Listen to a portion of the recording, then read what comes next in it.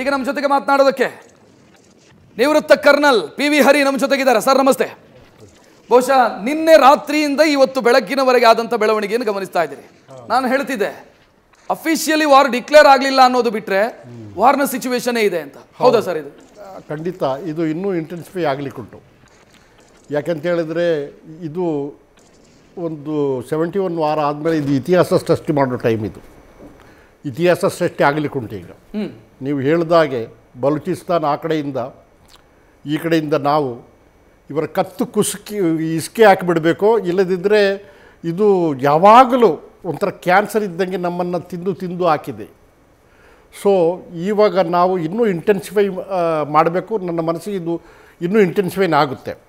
ನೋಡಿ, ಉಗ್ರವಾದಿಗಳ 9 ನೆಲೆಗಳ ಮೇಲೆ ನಮ್ಮ ಮಿಸೈಲ್ಸ್ಗಳು 20 ಮಿಸೈಲ್ಸ್ಗಳು 10-20 ಮಿಸೈಲ್ಸ್ಗಳು ಹೋಗಿ ಹೊಡೆದಿದೆ. ಅದೇನು ಹುಡುಗಾಟಿಕೆ ಅಲ್ಲ, ಅದು 9 ನೋಡಿ ಹಾಕಿದೆ ಅದು. ಸೊ ದೊಡ್ಡ ಇದು I must congratulate the air chief and the staff for this wonderful creation of history in Indian military. ನಮ್ಮ ದೇಶವನ್ನು ಅಷ್ಟು ಸುಲಭವಾಗಿ ತಗೊಂಡು ಒಂದು ಟೂರಿಸ್ಟ್ ಹೋದ ಜನಗಳಿಗೆ ಪ್ಯಾಂಟ್ ಬಿಚ್ಚಿ ಅವರಿಗೆ ಹೊಡೆಯೋದು, ಮಕ್ಕಳೆದುರಿಗೆ ಹೆಂಡತಿ ಎದುರಿಗೆ, ಇದು ಈ ಅನಾಚಾರಗಳ ಪಾಪದ ಕೊಡ ಭಾಳ ಜಾಸ್ತಿ ಆಯಿತು. ಅವ್ರದ್ದು ತುಂಬೋಗಿಬಿಟ್ಟಿದೆ ಇದು. So we don't have any other options. ನಮಗೆ ಬೇರೆ ಆಪ್ಷನ್ಸ್ ಇಲ್ಲ.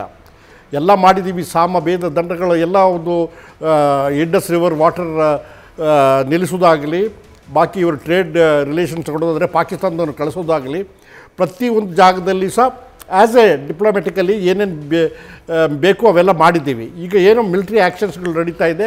ಈ ಮಿಲಿಟ್ರಿ ಆ್ಯಕ್ಷನನ್ನು ಇಲ್ಲಿವರೆಗೆ 1947-48 ಯಾವ ವಾರ ಆದಮೇಲಿಂದ ಇಲ್ಲಿವರೆಗೆ ಯಾವ ಯುದ್ಧವನ್ನು ಅವರು ಗೆದ್ದಿಲ್ಲ. ಹೌದು. ನಾವು ಯಾರ ಮೇಲೆಯೂ ಆಕ್ರಮಣ ಮಾಡಿಲ್ಲ. ಆಕ್ರಮಣ ಮಾಡಿದ್ದೆಲ್ಲ ಪಾಕಿಸ್ತಾನದವರೇ. ಪ್ರತಿಯೊಂದು ಈವನ್ 1.5 ಲಕ್ಷ ಜನ ನಿರಾಶ್ರಿತರು ಬಾಂಗ್ಲಾದೇಶದಿಂದ ಬಂದಾಗ ನಮಗೆ ಏನು ಮಾಡೋದು ಅಂತ ಗೊತ್ತಾಗ್ತಿರಲಿಲ್ಲ. ಆವಾಗ ನಾನು 8th 9th ಕ್ಲಾಸ್ ಓದ್ತಾ ಇದ್ದೆ. 71ನಲ್ಲಿ ನನಗೆ ಆವಾಗ ಪ್ರೇರಣೆಯಾಗಿದ್ದೆ. ನಾನು ಮಿಲಿಟ್ರಿಗೆ ಸೇರಿದ್ದು ಅದೇ ವಯಸ್ಸಲ್ಲೇ ಆಗೋದದು.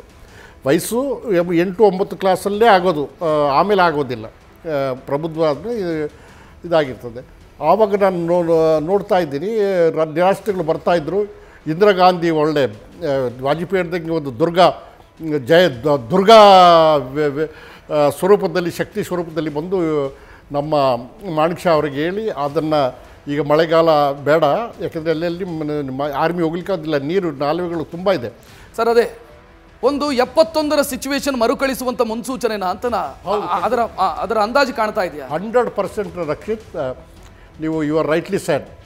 ಈಗ ಆ ದಿಶೆಯಲ್ಲೇ ನಾವು ಈಗ ಹೋಗಬೇಕು. ಯಾಕೆಂತ ಹೇಳಿದರೆ ಇದು ಅವನು ಜನರಲ್ ಜಿಯಾವುಲ್ ಕೇಳ್ದ, we will cut India in 1000 cuts, we will bleed India in 1000 cuts. ಆ 1000 ಕಟ್ಸ್ ಅಂದರೆ ಏನು?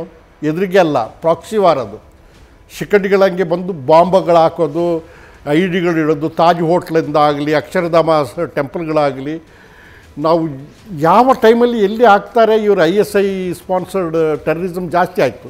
Because they cannot fight war face to face by Indian army. They cannot war fight ಮಾಡೋ ಶಕ್ತಿ ಇಲ್ಲ ಅವರಿಗೆ. ಶಕ್ತಿ ಇಲ್ಲ ಅವರಿಗೆ, ತಾಕತ್ತಿಲ್ಲ ಅವರಿಗೆ.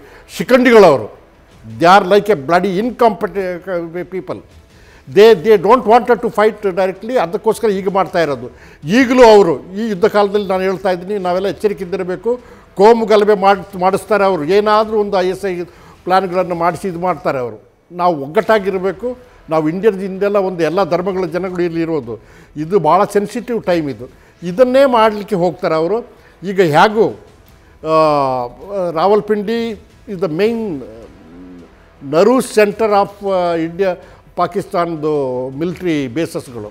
ಅದು ಏರ್ಪೋರ್ಟ್ ನಾರ್ಮಲಿ ಮಿಲಿಟ್ರಿ ಏರ್ ಬೇಸಸ್ಗಳೆಲ್ಲ ಒಂಚೂರು ಸಿಟಿಯಿಂದ ದೂರನೇ ಇರುತ್ತೆ. I don't want to tell our this thing, but ದೂರನೇ ಇರುತ್ತೆ. ಅಲ್ಲಿಂದ ಅದನ್ನು ಈವನ್ ಒಂದು 4 ಬಾಂಬ್ಗಳು ಹಾಕಿದ್ರು ರನ್ವೇಯಲ್ಲಿ ಟೇಕ್ ಆಫ್ ಮಾಡಲಿಕ್ಕೆ ಆಗೋದಿಲ್ಲ. ಅವರ ಮಿಲಿಟ್ರಿ ಏರ್ಕ್ರಾಫ್ಟ್ ಜೆಟ್ಸ್ಗಳು ಟೇಕ್ ಆಫ್ ಆಗಿ ಮತ್ತು ಬೇರೆ ಒಂದು ಏನಿಲ್ಲ, ಒಂದು ಹೆಲಿಕಾಪ್ಟರ್ ನೀವು ಲ್ಯಾಂಡ್ ಆಗಬೇಕಾದ್ರೂ ಸಹ ಆ ಜಾಗದಲ್ಲಿ ನೀವು ಮಣ್ಣು ಹೊಡೆದು ಕಲ್ಲು ಹಾಕಿ ಅದಕ್ಕೆ ಇದು ಮಾಡಿ ನಾವೆಲ್ಲ ಮಾಡಿದ್ವಿ. ಹೆಲಿಪ್ಯಾಡ್ಗಳು ಅದು ಬೆಟ್ಟದ ಮೇಲೆ ಬೇಕಾದ್ರೆ ಬಟ್ ಸ್ವಲ್ಪ ಪ್ಲೈನ್ ಆಗಿರಬೇಕು, ತುಂಬ ಇದಿದೆ ಅದು.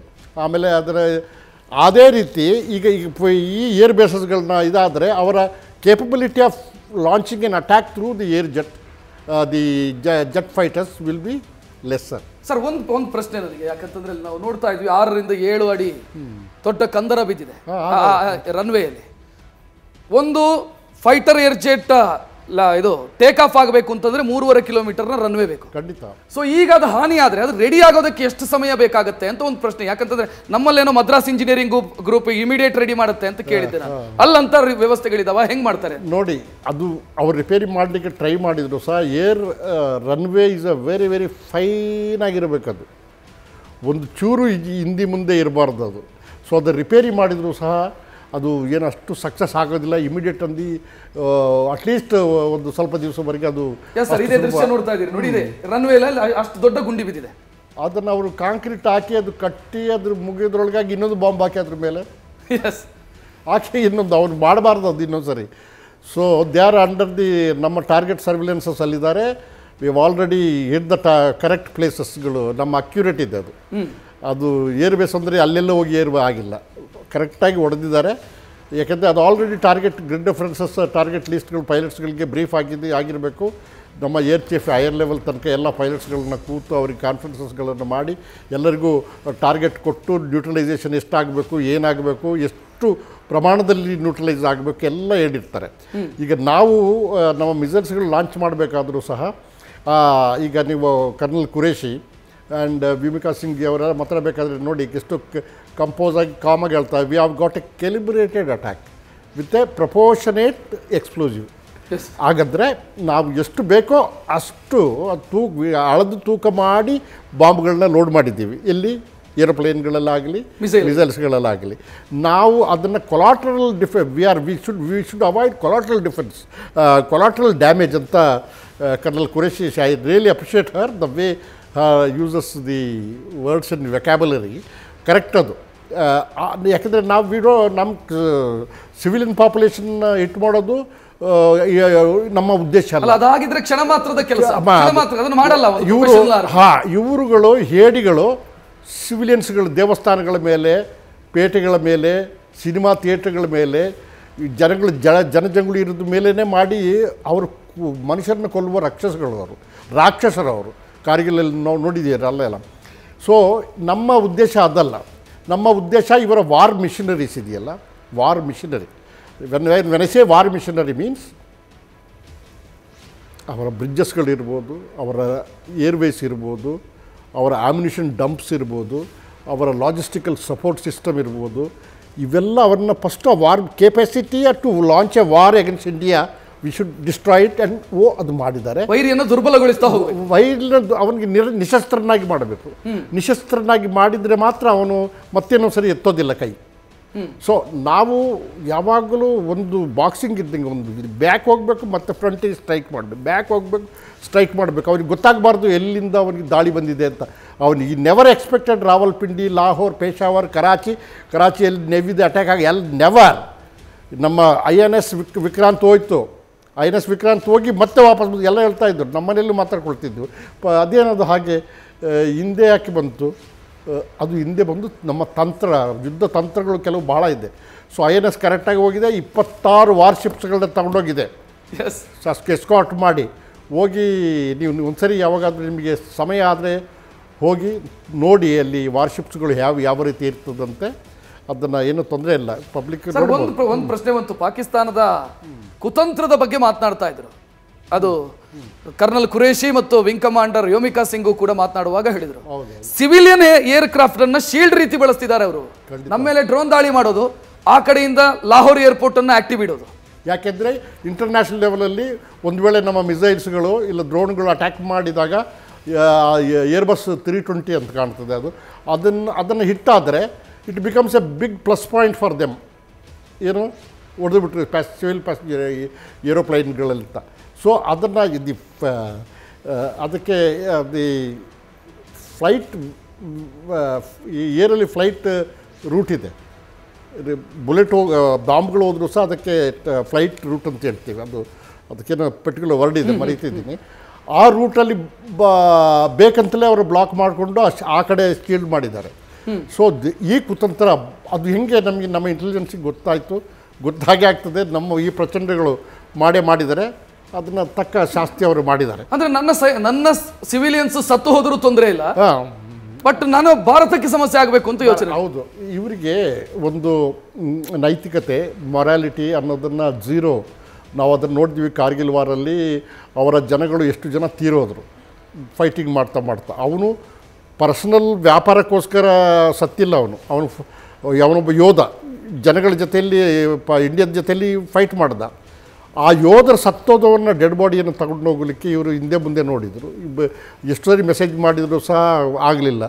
ಕೊನೆಗೆ ನಮ್ಮ ಮೇಜರ್ ಸಾಹೇಬರು ಮತ್ತು ಕರ್ನಲ್ ಸಾಹೇಬರು ಹೋಗಿ ಅವ್ರನ್ನ ಮೀಟ್ ಮಾಡಿದರೂ ಸಹ ಆಗಲಿಲ್ಲ. ಕೊನೆಗೆ ಆ ಬಾಡಿಯನ್ನು ತಗೊಂಡು ಬಂದು ಅವರ ಇಸ್ಲಾಂ ಧರ್ಮದ ಪ್ರಕಾರ ನಮ್ಮ ಮುಲ್ಲಗಳನ್ನು ಕಳಿಸಿ ಪ್ರಾರ್ಥನೆ ಮಾಡಿಸಿ ಕುರಾನ್ ಓದಿಸಿ ಅವರಿಗೆ ಸಮಾಧಿ ಮಾಡಿದ್ದೀವಿ. ಇದರ ಅರ್ಥ ಅವ್ರು ಏನು ಇವತ್ತು ಇಸ್ಲಾಮು ದೊಡ್ಡ ಇಸ್ಲಾಮ್ದು ಲೀಡರ್ಗಳು ಆಗ್ತಾ ಇದ್ದಾರೆ, ಇದೆಲ್ಲ ಬರೀ ಬೂಟಾಟಿಗೆ. ಅವರ ಜನರಲ್ಸ್ಗಳು ಅಧಿಕಾರಕ್ಕೋಸ್ಕರ ಮಾಡ್ತಾ ಇರೋದು, ನಮ್ಮ ಮೇಲಿನ ದ್ವೇಷಕ್ಕೋಸ್ಕರ ಮಾಡ್ತಾ ಇರೋದು ಹೊರತು ಅವರಲ್ಲಿ ಇದೆಲ್ಲ ಎಕ್ಸ್ಪೆಕ್ಟ್ ಮಾಡಬೇಡಿ. ಇನ್ನು ಮುಂದೆನೂ ನೋಡಿ, ಅವನು ಜಮ್ಮುವಿಂದ ಕೂತ್ಕೊಂಡು ಡ್ರೋನನ್ನು ಕಂಟ್ರೋಲ್ ಮಾಡ್ತಾ ಇದ್ದಾನೆ ಸಿವಿಲ್ ಡ್ರೆಸ್ಸಲ್ಲಿ, ನಮ್ಮ ಇಂಡಿಯನ್ ಸಿವಿಲ್ ಡ್ರೆಸ್ಸಲ್ಲಿ ಅಂತ ಹೇಳಿದ್ರೆ ಎಂಥ ಕೆಲಸ. ಅವನನ್ನು ಆ ಕಡೆಯಿಂದ ಮಾಡಿಲ್ಲ ಅವನು. ಅದು 10 ಕಿಲೋಮೀಟರ್ ರೇಂಜಿನ ಡ್ರೋನ್ಗಳು ಹತ್ತಿರದಲ್ಲಿ ಮಾಡ್ತಾ ಇದ್ದಾರೆ, ಆಪರೇಟ್ ಆಗ್ತಾ ಇರೋದು. ಮತ್ತೆ ಅದು ಒಳಗೆ ನಮ್ಮೊಳಗಿಂದಲೇ ಅದು ದೇಶದ್ರೋಹಿಗಳನ್ನ ಒಳಗೆ ಸೇರಿಸಿದ್ದಾರೆ ಆಲ್ರೆಡಿ ಅವರು. ಎಸ್, ಈ ಕುತಂತ್ರಿಗಳನ್ನ ಭಾಳ ಎಚ್ಚರಿಕೆಯಿಂದ ಈಗ ಆಪರೇಷನ್ ನಡಿಬೇಕು. ಕರ್ನಲ್ ಸರ್, ಬಹುಶಃ ಭಾರತ ಕೊಡ್ತಾ ಇರುವಂಥ ಪ್ರತ್ಯುತ್ತರ ನೋಡ್ತಾ ಇದ್ದೀರಿ, ಭಾಳ ಸ್ಟ್ರಾಂಗ್ ಇದೆ. ಬಟ್ ನೀವು ಹೇಳಿದಾಗೆ ನಮ್ಮಲ್ಲಿ ಸಂಪೂರ್ಣ ಇವೊಂದೊಂದು 10% ಸಹ ಇನ್ನೂ ನಾವು ಮಾಡಿಲ್ಲ. ಅದು ಬ್ಯಾಟಲ್ ಇನ್ನೂ ಇದು ನೋಡಿ, ಇದನ್ನು ನಾವು ಬೇಸಿಕಲಿ ಈಗ ಮಾಡ್ತಾ ಇರೋದು ಟೆಕ್ನಾಲಜಿ ಯೂಸ್ ಮಾಡಿ ನಮ್ಮ ಆಮ್ಯುನಿಷನ್ಸ್ಗಳನ್ನು ಏರ್ ಮೂಲಕ ಕಳಿಸಿ ಡ್ರೋನ್ಗಳ ಮೂಲಕ ನಾವು ಟಾರ್ಗೆಟನ್ನು ಸಾಫ್ಟ್ ಮಾಡಬೇಕು. ಟಾರ್ಗೆಟ್ಸ್ ಅಂತೇಳಿದರೆ ಎನಿಮಿ ಡಿಫೆನ್ಸಸ್, ಅವನ ಎನಿಮಿ ಇನ್ಫ್ರಾಸ್ಟ್ರಕ್ಚರ್ಸನ್ನು ನಾವು ಅದನ್ನು ಬಂಬಾರ್ಡ್ ಮಾಡಿ ಅದನ್ನು ಸಾಫ್ಟ್ ಮಾಡಬೇಕು. ಇನ್ನೂ ನಾವು ಗ್ರೌಂಡ್ ಆಪರೇಷನ್ ಮಾಡಿಲ್ಲ. ಗ್ರೌಂಡ್ ಆಪರೇಷನ್ ಮೀನ್ಸ್ ಟ್ಯಾಂಕ್ಸ್ಗಳು, ನಮ್ಮ ಕಮಾಂಡರ್ಸ್ಗಳು, ನಮ್ಮ ಏವಿಯೇಷನ್ ಪ್ಯಾರಾ ಕಮಾಂಡರ್ಸ್ಗಳು, ಎಲಿಬಾರ್ನ್ ಆಪ್ಸ್, ನಮ್ಮಲ್ಲಿ ಎಲ್ಲದಕ್ಕೂ ರೆಡಿ ಇದ್ದೇವೆ. ಸೊ ನಮ್ಮ ಇಂಡಿಯನ್ ಆರ್ಮಿ ನಾವು ಮಾತಾಡ್ಕೊಳ್ಳೋದಲ್ಲ. ಸರ್, BSF ಅಖಾಡದಲ್ಲಿದೆ, ಆರ್ಮಿ ಇನ್ನೂ ಬಂದಿಲ್ಲ ಅಂತ. ಹೌದು, ಇನ್ನು ಆರ್ಮಿ ಟೇಕ್ ಓವರ್. ಅಫ್ಕೋರ್ಸ್ LOCಯಲ್ಲಿ ಆರ್ಮಿನೇ ಈಗ ಇದೆ. LOCಯಲ್ಲಿ ವೆಸ್ಟರ್ನ್ ಸೆಕ್ಟ್ರಲ್ಲಿ BSFಗಳೇ ಟ್ಯಾಕಲ್ ಮಾಡ್ತಾ ಇರ್ಬೋದು. ಬಟ್ ನಾನು ಹೇಳ್ತಾ ಇರೋದು ಏನು ಅಂತ ಹೇಳಿದರೆ, ಇನ್ನೂ ನಮ್ಮ ಒಂದು ದೇಶಭಕ್ತಿತನ, ನಮ್ಮ ಒಂದು ತರಬೇತಿ, ಅದು ಆಫೀಸರ್ಸ್ ಟ್ರೈನಿಂಗ್ ಇರಲಿ, ಜವಾನ್ ಯಾವ ಟ್ರೈನಿಂಗ್ ಇರಲಿ, it's in a very high standard which has got no equality with Pakistan. ಇವರು ಬರೀ ಬಾಯಿಗಳಲ್ಲಿ ಮಾತಾಡ್ಬೋದು ಹೊರತು ಅದನ್ನು ನೋಡಿದ್ದೀವಿ. 90,000 ಜನಗಳನ್ನು ನಾವು ಅವನು ಜನರಲ್ ನಿಯಾಜಿ ಜಗಜಿತ್ ಸಿಂಗ್ ನಮ್ಮ ಅವ್ರ ಎದುರಿಗೆ ಅವನು ಪಿಸ್ಟಲ್ ತಂದು ಕಾಲ ಹತ್ರ ಇಟ್ಟು ಸೈನ್ ಹಾಕಿದಲ್ಲ. ಹಾಗೆ ಇಂಥ ಒಳ್ಳೆ ಭಯಂಕರ ಸೈನ್ ಇದ್ದರೆ ಅವ್ರು ಯಾಕೆ ಶರಣಾಗ್ತಿದ್ರು? ಈಗಲೂ ಅಷ್ಟೇ, ಟೈಮ್ ಮೀರಿಲ್ಲ. ಇದೇ ಲೆವೆಲ್ಗೆ ಪಾಕಿಸ್ತಾನ ನಮ್ಮನ್ನು ಶರಣಾಗಿ ಅವರ ಎಲ್ಲ ಇನ್ಫ್ರಾಸ್ಟ್ರಕ್ಚರನ್ನು ಡಿಸ್ಮ್ಯಾಂಟಲ್ ಮಾಡ್ತೀವಿ ಅಂತ ಹೇಳಿದರೆ ನೀವು ಯುದ್ಧ ನಿಲ್ಬೋದು. ಸರ್, ನೀವು ಭೂಸೇನೆಯಲ್ಲಿ ವರ್ಕ್ ಮಾಡಿದವರು, ಆ ಕಾರಣಕ್ಕಾಗಿ ನಾನು ಕೇಳ್ತಾ ಇದ್ದೀನಿ. ಇವತ್ತು ಪ್ರೆಸ್ ಮೀಟಲ್ಲಿ ಒಂದು ಮಾತು ಬಂತು, ಪಾಕಿಸ್ತಾನ ತನ್ನ ಆರ್ಮಿಯನ್ನ ಸಂಪೂರ್ಣ ಶಕ್ತಿಯಿಂದ ಮೂವ್ ಮಾಡ್ತಾ ಇದೆ, ಗಡಿಗೆ ಮೂವ್ ಮಾಡ್ತಾ ಇದೆ ಅಂತ. ಸೊ ಏನರ್ಥ? ಅಂದ್ರೆ ಯುದ್ಧಕ್ಕೆ ರೆಡಿ ಆಗ್ತಾ ಇದ್ದಾರೆ ಅವರು. ಯಾವುದು? ಪಾಕಿಸ್ತಾನ ರೇಂಜರ್ಸ್ನ ಬದಲು ಪಾಕಿಸ್ತಾನ ಆರ್ಮಿ ಮೂವ್ ಆಗ್ತಿದೆ ಗಡಿಗೆ ಅಂತ. ಅಂದ್ರೆ BSF ಬದಲು ನಾವು ಕಂಪ್ಲೀಟ್ ಇಂಡಿಯನ್ ಆರ್ಮಿಯನ್ನು ಮೂವ್ ಮಾಡ್ದಂಗೆ. ಅದು ನೋಡಿ, ನಮಗೆ ಏನು ಇನ್ಫಾರ್ಮೇಷನ್ ಬರ್ತಾ ಇದೆ ಪಾಕಿಸ್ತಾನದಿಂದ, ಇವರೆಲ್ಲ ಮುಂಚೆನೇ ಮಾಡಿದ್ದಾರೆ. ಉಗ್ರವಾದಿಗಳ ಹೆಸರಲ್ಲಿ ಸೋಲ್ಜರ್ಸ್ಗಳನ್ನು ಕಳಿಸಿದ್ದಾರೆ. ಇನ್ಮೇಲೆ ಈ ಉಗ್ರವಾದಿ ಅನ್ನೋ ಹೆಸರನ್ನು ಬಿಟ್ಟುಬಿಡಬೇಕು. ಅದು ಉಗ್ರವಾದಿಯವರಲ್ಲ ಅವರು, ಅದು ಪಾಕಿಸ್ತಾನ ಆರ್ಮಿಯವರು. ಸೊ ಪಾಕಿಸ್ತಾನ ಆರ್ಮಿಯವರೇ ಕಾರ್ಗಿಲ್ ಹತ್ರ ಬಂದು ಅವ್ರು ನಿಂತು ಅವ್ರು ಹಿಜಾಬ್ ನಮ್ಮ ಮುಜಾಹಿದ್ನವ್ರು ಮಾಡ್ತಾ ಇದ್ದಾರೆ ಅಂತೇಳಿ ಸುಳ್ಳು ಹೇಳಿ ಜನರಲ್ ಮುಷರಫ್ ಮಾಡ್ತಾ ಇರೋದು. ಸರ್, ಅದನ್ನು ಹಿಂಗೆ ಹೇಳ್ಬೋದಾ ಅಂತ? ಸಮವಸ್ತ್ರ ಹಾಕಿದ್ರೆ ಯೋಧ, ಸಲ್ವಾರ್ ಕಮೀಸ್ ಹಾಕಿದ್ರೆ ಅಥವಾ ಉಗ್ರಗಾಮಿ ಏನು ವ್ಯತ್ಯಾಸ ಇಲ್ಲ. ಯು ಆರ್ ಅಬ್ಸಲ್ಯೂಟ್ಲಿ ಕರೆಕ್ಟಾಗಿ ಹೇಳಿದ್ದೀರಿ ರಕ್ಷಿತ್. ಅವನಿಗೆ ಅದೇ ಸಮವಸ್ತ್ರ ಹಾಕಿದ ಮೇಲೆ ಅದು ಪಾಕಿಸ್ತಾನ ಆರ್ಮಿ, ಅದೇ ಸಿವಿಲ್ ಡ್ರೆಸ್ ಹಾಕಿ ಅವನು ಆರ್ಮಿಯವನಾದರೂ ಸಹ ಅವನಿಗೆ ಉಗ್ರಗಾಮಿಗಳಂತೆ. ಇದು ಉಗ್ರಗಾಮಿಗಳಲ್ಲ, ಇವರು ಪಾಕಿಸ್ತಾನ ಆರ್ಮಿಯವರು. ಪಾಕಿಸ್ತಾನ ಆರ್ಮಿ ಮುಂಚೆನೇ ಆಗಿ ಅವ್ರ ಪೊಸಿಷನ್ ತಗೊಂಡಿದ್ದಾರೆ. ಅವರ ಬಿಲ್ಟಪ್ಸ್ ನಡೀತಾ ಇದೆ. ಮತ್ತು ಇನ್ನೊಂದು ಅವ್ರದ್ದು ಈ ಉಲ್ಟಾ ಸೀದ ಕೆಲಸಗಳು ಭಾಳ ಜಾಸ್ತಿ ಮಾಡ್ತಾರೆ ಅವರು. ನಮ್ಮಲ್ಲಿ ಟೆಲಿಫೋನ್ ಮಾಡಿಸೋದು, ನಮ್ಮ ಟ್ರೈನ್ಗಳು ಹೋಗೋ ಟೈಮಿಂಗ್ಸನ್ನು ಸ್ಟೇಷನ್ ಮಾಸ್ಟರ್ಗೆ ಕೇಳೋದು, ಎಷ್ಟು ಮಿಲಿಟರಿ ಟ್ರೈನ್ ಹೋಯಿತು, ನಾನು ಕರ್ನಲ್ ಸೋ ಆ್ಯಂಡ್ ಸೋ ಮಾತಾಡ್ತಿರೋದು, ಬ್ರಿಗೇಡಿಯರ್ ಸೋ ಆ್ಯಂಡ್ ಸೋ ಮಾತಾಡ್ತಿರೋದು, ಈ ರೀತಿಗೆ ಕುತಂತ್ರಗಳನ್ನೇ ಮಾಡೋದು ಅವರು. ಮತ್ತು ಟೋಲ್ಗೇಟಲ್ಲಿ ಎಷ್ಟು ನಿಮ್ಮ ಮಿಲಿಟ್ರಿ ವೆಹಿಕಲ್ಸ್ಗಳು ಹೋಗಿದೆ. ಇದು ನಿಮ್ಮ ಸ್ಟುಡಿಯೋಗೂ ಬರ್ಬೋದು ಟೆಲಿಫೋನ್. ನಾನು ಮಿಲಿಟ್ರಿ ಆಫೀಸರ್ ಮಾಡ್ತಿದ್ದೀನಿ, ನಿಮ್ಮ ಮೆಸೇಜ್ ಪ್ರಕಾರ ಎಷ್ಟು ಏನೇನು ನಡೀತು ನೆನ್ನೆ ರಾತ್ರಿ, ಇಂಡಿಯಾದವ್ರು ಏನೇನು ಮಾಡಿ. ಸೊ ದೇ ವಿಲ್ ನಿಮ್ಮ ಸ್ಟಾಫ್ಗಳಿಗೆ, ಎಲ್ಲ ಆಫೀಸ್ಗಳಿಗೆ ಎಲ್ಲರಿಗೂ ಹೇಳ್ಬೇಕು. ನಾವು ಮುಂಚೆಲೇ ಇದು ಜಾಗೃತಿಯಾಗಿ ಇರಬೇಕಿದ್ದು. ಅನ್ನೌನ್ ನಂಬರ್ಸ್ಗಳು, ಆ ಸಸ್ಪೆಕ್ಟೆಡ್ ನಂಬರ್ಸ್ಗಳನ್ನು ನೀವು ಇವಾಗ ಈ ಟೈಮಲ್ಲಿ ತೆಗಿಬಾರ್ದು. ಅವ್ರದ್ದು ಒಂದು ಸಪ್ರೇಟ್ ವಿಂಗೇ ಇದೆ. ಈ ರೀತಿ ಒಂದು ಸುಳ್ಳು ಸುದ್ದಿ ಹಬ್ಬಿಸೋದು, ಇನ್ಫಾರ್ಮೇಷನ್ ಗೈನ್ ಮಾಡೋದು. ಐ ಎಸ್ ಐ ಏಜೆಂಟ್ಸ್ಗಳಿಗೆ ಬೆಂಗಳೂರಲ್ಲಿ ಏನು ಕಮ್ಮಿ ಇಲ್ಲ, ಎಲ್ಲ ಕರ್ನಾಟಕದಲ್ಲಿ ಕಮ್ಮಿ ಇಲ್ಲ. ನೀವು ನೋಡ್ತಾ ಇರ್ಬೋದು. ಹಾಗೆ ಅದರದ್ದು ಎವಿಡೆನ್ಸ್ ನೋಡಿ, ರಾಮೇಶ್ವರಂ ಕೆಫೆಯಲ್ಲಿ ಆಗಿರಲಿ, ಮಂಗಳೂರಲ್ಲಿ ಕುಕ್ಕರ್ ಬ್ಲಾಸ್ಟ್ ಆಗಲಿ, ತೀರ್ಥಹಳ್ಳಿ ಶಿವಮೊಗ್ಗದಲ್ಲಿ ಆಗಲಿ, ಎಷ್ಟೋ ಸರಿ ಈ ಇಂಡಿಯನ್ ಇನ್ಸ್ಟಿಟ್ಯೂಟ್ ಆಫ್ ಸೈನ್ಸಲ್ಲಿ ಆ ಸೈಂಟಿಸ್ಟಿಗೆ ಹೊಡೆದು, ಯಾರು ಹೊಡೆದ್ರು, ಯಾಕೆ ಹೊಡೆದ್ರು, ಯಾರವರು, ಅವರೇನು ಅವರಿಗೆ ವ್ಯಾಪಾರ ಏನಾದ್ರು ಇರ್ತಾ ಇಲ್ಲ. ದೇ ಆರ್ ಆಲ್ ISI ಏಜೆನ್ಸಿಗಳು, ISI ಫಂಡೆಡ್. ಅವ್ರಿಗೆ ಟಾರ್ಗೆಟ್ ಕೊಟ್ಟಿರ್ತಾರೆ, ಈ ರೀತಿ ಸೈಂಟಿಸ್ಟನ್ನು ಹೊಡಿ, ಇದು ಮೇನ್ ನ್ಯೂಸಲ್ಲಿ ಬರಲಿ, ಇದು ಇವರಿಗೆ ಹಾಗೆ. ಸೊ ಇಂಥ ಕಾರ್ಯಗಳಿಗೆ ಭಾಳ ಆಗಲಿಕ್ಕೆ ಉಂಟು ಈಗ. ನ್ಯೂಸ್ ಫಸ್ಟ್, ನಿರ್ಭೀತಿಯಿಂದ ನಿಮ್ಮ ಪರವಾಗಿ.